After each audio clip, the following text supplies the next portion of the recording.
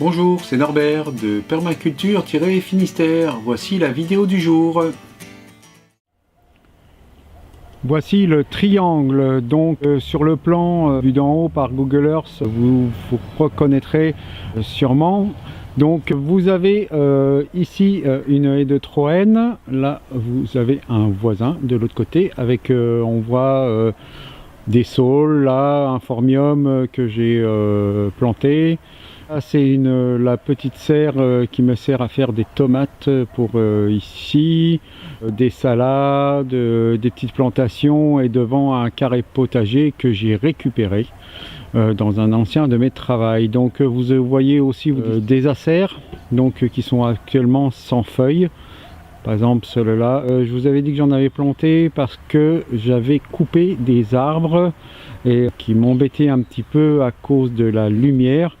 Donc je vais vous en présenter un, par exemple celui-là, c'est un grand érable que j'ai élagué, je vous avais dit que j'en avais élagué, et dans cette trouée ici, avant il y avait 4 érables et un frêne. Donc voici, si vous reportez au poste d'avant, vous comprendrez ce que je dis en fait. Donc c'était là en fait nous sommes direction sud, et voilà. Donc alors premier aménagement. Donc là j'ai un abri en bois hein, et vous voyez j'ai fait une récupération d'eau. Donc récupération d'eau c'est assez banal mais il faut le dire, la récupération d'eau est importante. Donc à côté suite à la coupe de mes haies je fais du petit bois parce que je me chauffe en partie avec un poêle à bois. Donc le petit bois c'est très bien pour démarrer dans le poêle. Donc alors voilà la haie dont je vous parlais dans les autres postes, donc elle est actuellement donc peu de feuilles à part certaines ronces comme ici qui gardent elles leurs feuilles. J'aurai plein de murs, j'ai plein de murs régulièrement. Donc cette haie menée vraiment on va dire live pour les jeunes et naturelle, celle-là je la coupe rarement, je l'élague un petit peu mais c'est tout. Donc ça me permet d'avoir une protection. Bon ça me dérange un petit peu au niveau de ce jardin pour la quantité de lumière qu'il peut arriver, mais c'est pas mal. Donc nous avançons, donc le carré potager, la petite serre, hop. Donc au bas là vous avez certaines jardinières avec des fraisiers. Donc ces fraisiers là vont être transplantés dans une autre partie du jardin dont je ne vous ai pas encore parlé mais qui va bientôt arriver. Donc ici vous voyez le massif a une rose. À cette époque-ci nous sommes en mi-janvier et là il y a une rose là qui a éclos. C'est un peu bizarre mais c'est comme ça. Donc un hôtel à insectes que j'avais récupéré, que j'ai mis là, c'est plus par plaisir qu'autre chose. Donc le saule tortueux, derrière vous allez voir un fuchsia. Donc là une grande pelouse. Alors j'hésite à transformer cet endroit en potager car là j'aurais vraiment pas beaucoup de lumière à cause de la haie naturelle et de ce grand érable qui est là. Au fond vous avez des chaînes de talus, et voilà le potager que je vous avais présenté. Donc je vous avais dit qu'il était géré en planches, donc en planches de 1,20 m séparées par des allées 60 cm à peu près. Donc je vais vous montrer la première. Vous allez voir, j'ai fait un essai cette année, j'ai planté des ailles. Donc vous allez par exemple en voir une, là vous voyez les ailles qui sortent.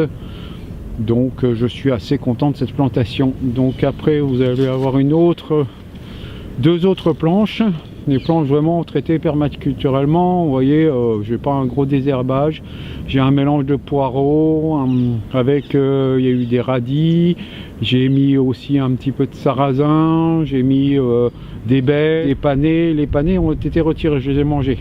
Donc il reste encore quelques poireaux mais c'est la fin. Une deuxième planche ici.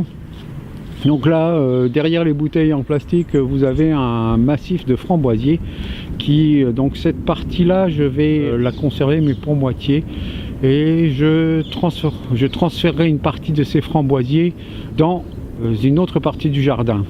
Donc voici les différentes planches. Donc là alors il y a des grillages parce que j'ai 3 chiens Et moi j'ai plus un problème de chien que de l'image, je vais vous avouer, dans le jardin. J'ai des chiens qui adorent les choux, qui adorent les carottes, qui adorent les salades.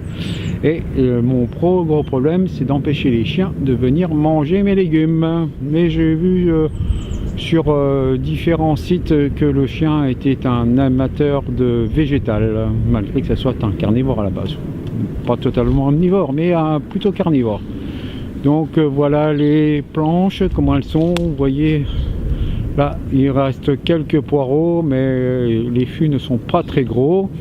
Et derrière vous avez un cassissier, un groseillier et un figuier que vous avez ici. Donc le figuier, lui, ça fait quelques années que je l'ai pris, mais normalement en Bretagne il faudrait un figuier bifère pour avoir une production, mais celui-là je ne crois pas que c'est un figuier bifère. Je l'avais eu et je me pense que ce n'est pas un figuier bifère, donc j'aurai peu de figues. Et derrière vous voyez ma partie qu'on dirait permaculturellement en zone 5, c'est une partie que je laisse vraiment nature, un tas de compost au milieu, un tas de branchage, et derrière je ne le taille jamais. Je marche dedans un petit peu de temps en temps avec les chiens aussi qui marchent et tout ça, mais autrement je ne taille que la haie de troène qui est derrière. Voilà, donc un petit panoramique. Hop, donc maison du voisin, et là vous voyez la maison, ma maison. Donc là, nous sommes dans ce cadre là plein est, le nord étant à ma gauche et le sud à ma droite, à côté de la haie, quoi. Voilà, c'est fini. N'hésitez pas à laisser vos commentaires en dessous de cette vidéo et vos remarques que je lirai avec attention, et un petit tour sur Tipeee me ferait très plaisir. Bonne permaculture à tous, à la prochaine.